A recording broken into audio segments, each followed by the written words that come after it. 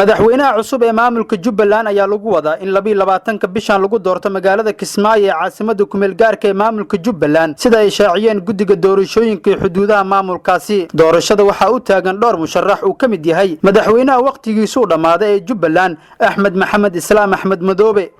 wargeyska The Star ee ka soo baxa Kenya ayaa xaqiijiyay in doorashada Kismaayo ka dhaceysa musharaxiinta tartamaysa ay ka mid yihiin 3 Kenyaan ah oo ay dhalashada dalka Kenya isla markaana ay doonayaan in ay xil ay ka qabtaan Jubbaland. muwaadiniinta Kenyaanka ee ku jira doorashada Jubbaland waxay kala yihiin Maxamed Shakuur, Maxamed Maarsheeye iyo Cabdi Raage oo haysta dhalashada dalka Kenya sida wargeysku xaqiijiyay. xubnahan oo si hoos loo hadlay wargeyska The Star ayaa ugu baaqay dawladda Kenya inay soo farageliso doorashada ka dhaceysa magaalada Kismaayo ee caasimadda ku meel gaarka ee Jubbaland. doorashada Jubbaland waxa laga muujinayaa walaac fara badan ay qabaan musharaxiinta u taagan xilka madaxtinimada ee uu tartanka kala dhaxeeyo Axmed Madoobe, odayaasha dhaqanka deegaanka Jubbaland iyo siyaasiyiinta aan taabacsaneen Axmed Madoobe.